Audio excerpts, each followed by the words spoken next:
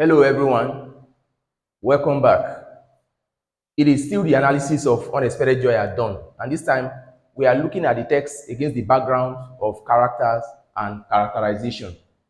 And of course, we are still going to look at the themes in this same video. The first character on our list is Mama Orojo. Mama Orojo is the sister of Nitaki Moses. She rather has been separated from her brother for about 15 years. And fortunately for her, they met in her construction company. When she eventually left, she was actually into, some trading activities, but God eventually blessed her and she had a construction company and she has become a wealthy woman. All right, that's Mama Orojo. It is also Mama Orojo that has her parents dying on the way when she eventually tries to make her way down to Nigeria.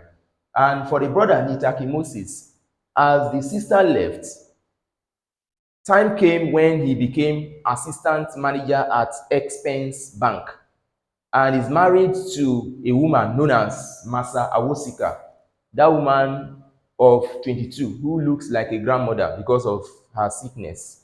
And on her way to, God is beyond science spiritual home, she ended up dying. All right. And of course, you look at Aaron Lashibe. Aaron Lashibe is, of course, a great scientist, as we are made to see in the text. Aaron Lashibe, of course, has a project called Ant Hills Project. He got frustrated when he got to Expense Bank. He needed loan, but he was not given. He got frustrated. By the end of the day, he had to come to Nigeria. He was the one that jumped from the uncompleted building and he ended up dying.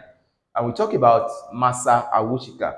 Masa Awoshika, as I told you earlier, is of course the wife of Nitaki Moses, who eventually died at the age of 22. Because of the sickness in her body, she looked like a grandma even at the age of 22. All right. She's a strong believer in Pan-Africanism because back then in school, she joined African Unity Club. And we talk about Palio, the immigration officer that almost frustrated, Aaron Lashibi and of course Nitaki Moses when they were trying to make it down to Nigeria. All right, that's that. And we talk about the themes.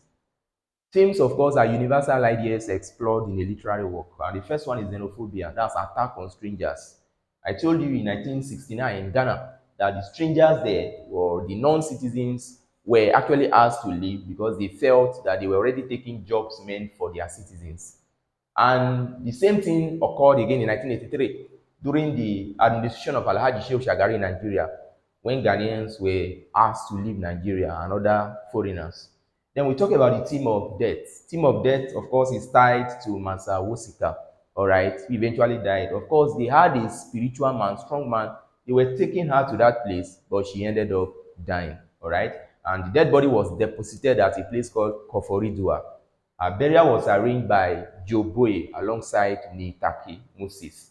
All right, and then the theme of death is also attributed to Aaron Lashibi.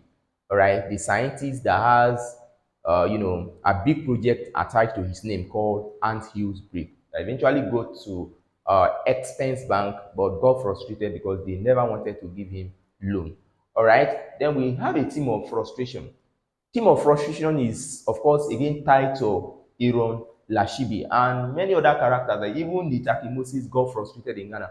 Even Abe, all of them got frustrated because of this issue of xenophobic attack on strangers. That was how all of them left Ghana. Even those that left Nigeria for Ghana, it was all as a result of frustration they had actually faced. And we have a theme of joy. Of course, I told you earlier that Mama Orojo and Nitaki Moses, they have been looking for each other. Of course, they've missed each other for the past 15 years. And by the end of the day, at the point of their conflict resolution, both of them eventually saw. And since they never thought they would see, it was a case of unexpected joy at dawn. And that's where the title comes to play. And that's that. In our next video, we shall look at the text called Let Me Die Alone by John Colosa Kagbo.